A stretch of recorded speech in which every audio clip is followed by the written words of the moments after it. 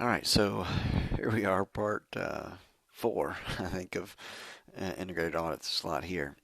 Um, so our next learning objective is how can the findings um, of these two processes, which are happening at the same time, right, getting to the place where we can give an opinion on internal controls and understanding control risk that impacts detection risk, how can findings impact the one? How can one finding one impact the other? So obviously, the control testing is the same, right? We're not going to do like, oh, let's do this control testing for the opinion, let's do this control testing for control risk. It's the same, um, and because evidence can be used for both. Evidence from one can be used for the other. Okay. The difference is that the objectives are different. We talked about the timing, right? The opinion is as of the report date. The control risk is for the entire financial statement, or excuse me, the entire fiscal period or fiscal year. So those objectives are different, and the remediation is different, right? And so, just like I mentioned before, you need to spread testing throughout the year to satisfy both of the objectives. Okay, so the so if you have to give an opinion on the internal control or financial reporting, uh, so the integrated audit requires test of controls for all major account and relevant assertions. Okay, so to do an opinion, you're going to have to test um, controls for all the major accounts and relevant assertions. So, right, that's for the opinion. That's what the opinion requires. I'll put OPIN. I'll just go ahead and spell it. If I can write an O.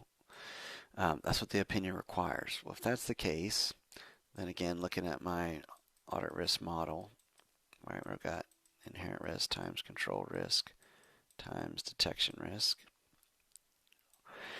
So in that case, I'm doing a lot of testing. So presumably, my control risk could go down, right? If things turn out well, which means that my allowable detection risk will go higher, which means that I could lower the amount of substantive procedures. Let me write procedures there, procs, PROC. So I could lower the amount of procedures that I can do if things work out. But let's say I have problems that I find with the client's internal controls, right? I find some significant deficiencies, or even worse, I find material weaknesses. In that case, um, my control risk is going to be higher, which means that detection risk will be lower, which means I'm going to have to now do more work, right? And so, as I'm trying to collect evidence for this opinion, it's impacting my control risk evaluation, which has a direct impact on detection risk and the amount of procedures that I'm doing, right? So standard procedures. Now, you can't get to a place where you can test it, control risk so sufficiently that you never do any substantive procedures. That's what this last one is basically saying, right? Even if the opinion is driving you to test all the assertions and everything comes out great, you can't get to a place where you basically have, you allow this to be, 100% allowable detection risk, right? You're never going to get there. So, or infinite, then you'll never get to a place where you can eliminate the substantive procedures. So that's how the opinion can impact substantive procedures. What about the other way around? How can the opinion, right, impact, how can the control risk, let's just erase that altogether. How can the control risk and substantive procedures impact the, I don't know why that's popping up. All right, let's try that again. How can the substantive procedures, right, we got detection risk, um, impact the opinion? Okay, and so if we are doing a lot of standard procedures and we happen to find a lot of problems, right? So especially on this side, um, and we're finding a lot of material misstatements that are making it through, then that must mean, right, that the internal control or financial reporting is not operating effectively. If we're getting a lot of problems that we're finding with our substandard procedures, right? So we get a lot of material misstatements that we're finding, then that suggests that the internal controls over financial reporting are not operating effectively, right? And so a lot of times what you'll see, and I've seen this with restatements, um, which ultimately is because there's a material misstatement most of the time. A lot of times a restatement will then prompt them to also restate the opinion on internal controls and say, oh, there really should have been a material weakness that was disclosed because a material weakness is that there's a reasonable probability that a material misstatement will not be prevented or detected. Well, if we found one, then that means the probability was 100%, right? It actually was there. And so there should have been a material weakness identified. And so now if we catch it before we issue an opinion, right, and we don't have to do a restatement, but it does suggest if we find material misstatements here that the internal controls are not operating effectively. And again, the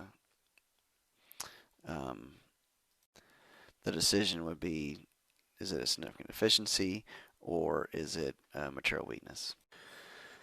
Okay, so rolling along here, the next learning objective is trying to understand what kind of modifications. When do we need to modify the report?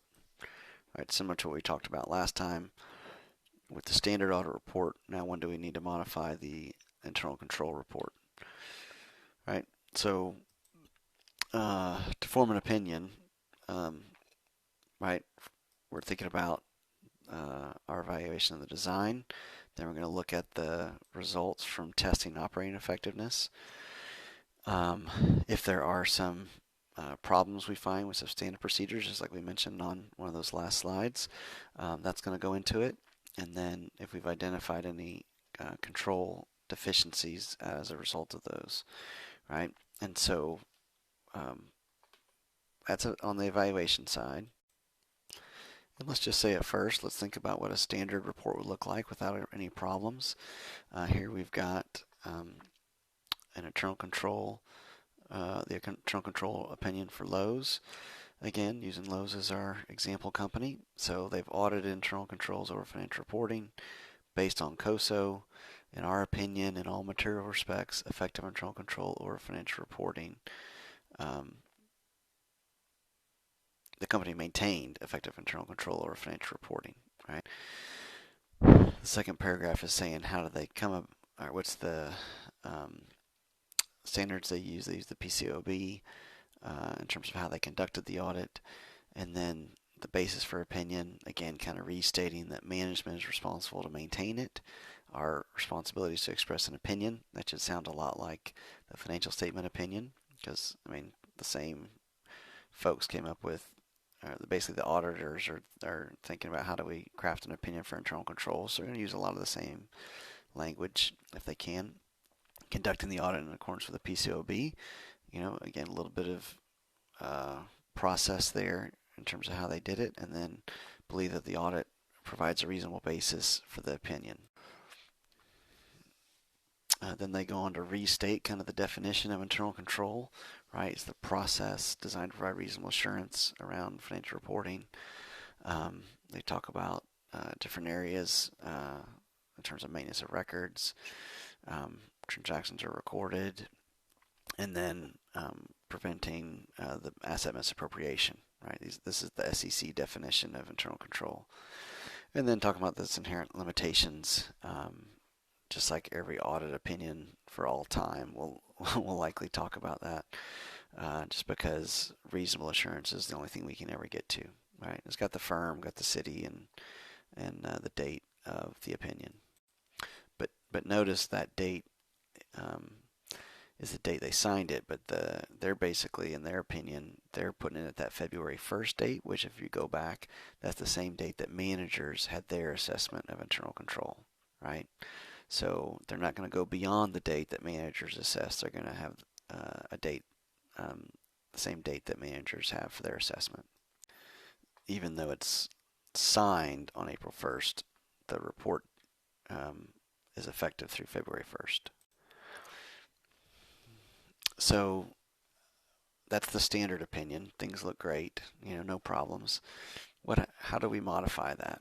Right, and so we modify it when there's material weakness. And remember, we said, and it exists as of the report date. And again, that's basically that there's a reasonable probability that a material misstatement will not be prevented or detected. So if that exists as of the report date, it's an adverse opinion, right? Because you can basically say that that is a violation of COSO, just like we had an adverse opinion for financial statements being a violation of GAAP, right? So the same kind of thing. A material weakness, if a material weakness existed during the year, but they changed it prior to the as of report date, well, then it depends. If the auditors had a chance to test it, then you act as though nothing ever happened, right? Because the opinion is as of that date. If they did not have enough time to test it, then you would likely treat it as a scope restriction. Okay, and so what you would usually do is disclaim around a certain area, right? So you might say, we evaluated internal control over financial reporting.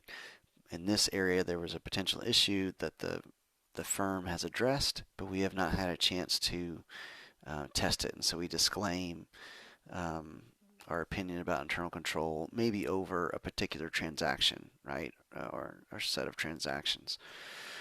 And so you can have a disclaimer. Worst case, you can have a withdrawal, but a lot of times a disclaimer would be enough. And again, so another potential modification is if the management's assessment, right, is incomplete or isn't presented well, then, for example, if the auditor identifies a material weakness, but the managers don't acknowledge it in their assessment, right, that's contrary to what's required, and so it's adverse, right? We do not agree with this. We think that managers should have reported a material weakness in this area, and so that would be an adverse opinion over their internal control. And the reason is management's assessment of internal control is the final control, if you will, in that internal control over financial reporting process. And so if they're not reporting correctly, then that control isn't operating effectively, and it's so significant that we would have an adverse opinion on their internal controls. And it's possible there could be other issues that might just require an explanatory paragraph and not necessarily a modification of the opinion. Sometimes auditors would combine those two opinions between the financial statements and the internal control over the financial reporting. And so you might have one opinion, and they would talk about how they assessed financial statements, and then in a separate paragraph they talk about, or set of paragraphs, they talk about how they assessed internal controls over financial reporting. And I think we saw an example of that when we looked at the audit report topic. And so that could happen as well. It could be two opinions, or it could be both opinions combined into one. And just the last thing I want to mention here is what do we do, right? Who within the firm gets to see the information, right? So management's going to get definitely all control deficiencies, right? Because they're in charge of the internal control system. They need to know if there are problems so they can correct it.